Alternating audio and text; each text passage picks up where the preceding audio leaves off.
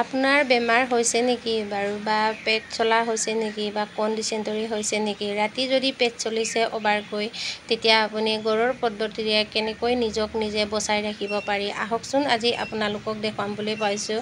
বনৌষধেদি কেনেকৈ আপোনালোকে ৰক্ষা কৰিব পাৰি। এই ঔষধবিধ সকলোৱে চিনি পাইছে চাগে হয়নে? এই ঔষধবিধ হৈছে আমাৰ ইয়াৰ মানুহে কয় পেঙিলতা বুলি কয় আৰু আমাৰ মানুহে কয় ৰিঞ্জি বুলি কয়। এই ঔষধ বহুত গুণ আছে। হয়তো আপোনালোকে গড় চোতালত থাকিও কিছুমানে নাজানিব পাৰে। এই ঔষধেদি আপোনালোকে ডিচেণ্টৰী আৰু কোৰ খজুৱতি আৰু পেট চলা ডিচেণ্টৰী আৰু বিজলকৈ হাগে তেতিয়া আপোনালোকে এই ঔষধৰ ৰস খাই আপোনালোকে বচাই নিজকে অলপ ৰক্ষা কৰিব পাৰি। যেতিয়া আপোনাৰ চিৰিয়াছ হয় তেতিয়া গাড়ীও নাপায় বা 108 নাপায় বা নিজৰ ঘৰতো যদি গাড়ী ঘোৰা নাই তেতিয়া আপোনালোকে এই ঔষধটো অলপমান খাই আপোনালোকে ৰক্ষা কৰিব পাৰিব। তেতিয়া যেনেকৈ হ'লেও মানে পিছদিনাখনলৈকে জীয়াই থকাৰ সম্ভাৱনা থাকে। আৰু কিছুমানে একো ঔষধ নোখোৱাকৈ বা ফাৰ্মাচীও যদি ৰাতি নুখুলে তেতিয়া আপোনালোকে এই ঔষধ দি খাব। আৰু এই ঔষধটো হৈছে পেঙিলতা। বস্তুটো মই আজি কেনেকৈ খাব লাগে মই আপোনালোকক চব কৈ দিম। এতিয়া আৰম্ভ কৰোঁ। এয়া হ'ল বনৌষধ, তাৰমানে লতা ঔষধ বুলি ক'ব পাৰি। এইখন মানে লতা ঔষধ।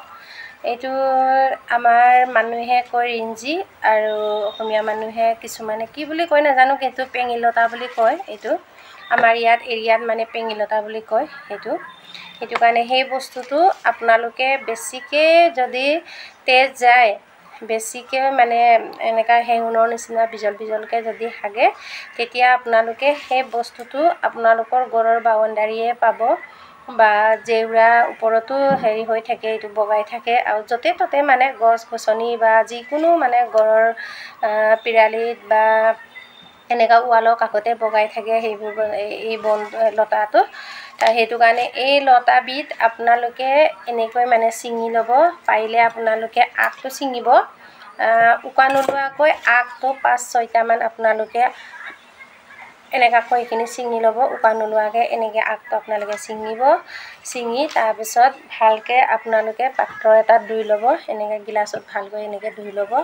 তাৰপিছত ধুই আৰু কি কৰিব লাগিব মই দেখাই দিছোঁ এতিয়া। এনেকৈ কৰি ৰসটো উলিয়াব। ৰসটো এনেকৈ পাত্ৰ এটাত উলিয়াব। এনেকৈ উলিয়াই তাৰপিছত যেতিয়া ৰসটো ওলায় আপোনালোকে সেইটোৰ সৈতেও যদি পিচিকিনি খাব পাৰে 1 চামুচ খাই পানী এগিলাচ খাই দিব পাৰে আপোনাৰ একো ইনফেকশ্যন নহয় আৰু এইটো মানে একো অসুবিধা নহয় খালে। আগতে মানে আমাৰ মায়ে মোৰ যেতিয়া বেছিকৈ মানে ডায়েৰিয়া বা পেট চলা হয় আৰু হেঙুনৰ নিচিনা মানে বিজল হাগো তেতিয়া এই বস্তুটো মানে পেঙিলতা সেইটো মানে পাতটো মোক খুৱাইছিলে।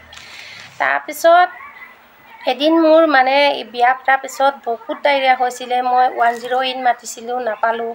তাৰপিছত অহা নাই। তাৰপিছত মানুহজনক মই ক'লোঁ এইকণ বস্তু এনেকৈ মায়ে মোক খুৱাইছিলে আজি সেইটোকে খাই চাওঁচোন। তেতিয়া মানে পেট বিষটো আৰু হাগনিটো অলপ ৰখাৰ পিছত মই ৰাতিপুৱা ডক্টৰৰ ওচৰলৈ গৈছোঁ আৰু ডক্টৰ ট্ৰিটমেণ্ট কৰি এই ঔষধটো খাই মই ভাল পালোঁ। সেইটো কাৰণে আজি আপোনালোকক মানে এই ঔষধৰ বিষয়ে মই আপোনালোকক দুআষাৰমান কৈ দিছোঁ আৰু যাতে আপোনালোকে নেভাবিব ডক্টৰৰ নিচিনা বা বেজৰ নিচিনা কথা কৈছে বুলি, কিন্তু মই নিজে মানে প্ৰমাণ পাইছোঁ। সেইটো কাৰণে মই আপোনালোকক কৈ দিছোঁ। আৰু আপোনালোকৰ যেতিয়া মানে তাৰপিছত আৰু এটা ঘটনা হৈছিলে মোৰ যেতিয়া মই কৰোণা ভেকচিন মাৰিছিলোঁ তেতিয়া কৰোণা ভেকচিন মাৰোঁতে এই হাতটো মানে মোৰ গেলি গৈছিলে। এই হাতটো এতিয়াও মানে চিন হৈ আছে। ইয়াৰ পৰা ইয়ালৈকে মানে মোৰ হাতটো গোটেই মানে বেচুৰ নিচিনা আটা ওলাই তাৰমানে গেলি গৈছিলে। তাৰপিছত গেলি যোৱাৰ পিছত মই ভাবিলোঁ কি ঔষধ ল'লে ইমান মানে ডিব্ৰুগড় গ'লোঁ। তাৰপিছত ডিব্ৰুগড় যিমান মানে মেডিকেলত দেখালোঁ তাৰপিছত ডিছনিছ হেৰিত দেখালোঁ স্কিন ডক্টৰক দেখালোঁ মানে ভাল নাই পোৱা। সেইটো কাৰণে মই ভাবিলোঁ কি কৰিলে ভাল হ'ব। তাৰপিছত মাক সুধিলোঁ মা এনেকৈ হৈছে তাৰমানে একদম এই হাতটো মানে গেলি গৈছিলে। তেতিয়া গেলি যাওঁতে মই তাৰমানে এনেকৈ বহি থাকিব নোৱাৰোঁ মানে ওচৰৰ মানুহে মানে মোৰ ওচৰত বহি থাকিব নোৱাৰে ইমানেই মানে কেঁচামা গোন্ধাইছিলে।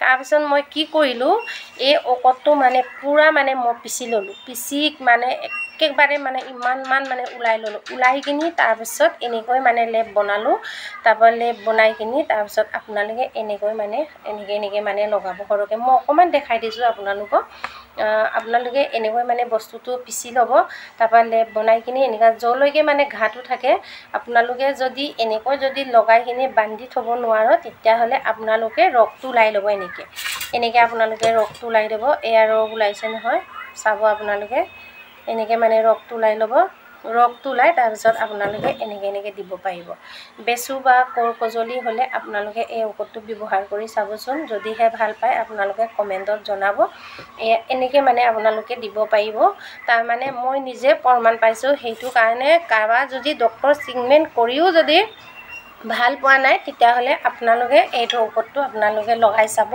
আৰু ভাল হ'লে আপোনালোকে জনাব আৰু আজিলৈ ভিডিঅ'টো ইমানে ধন্যবাদ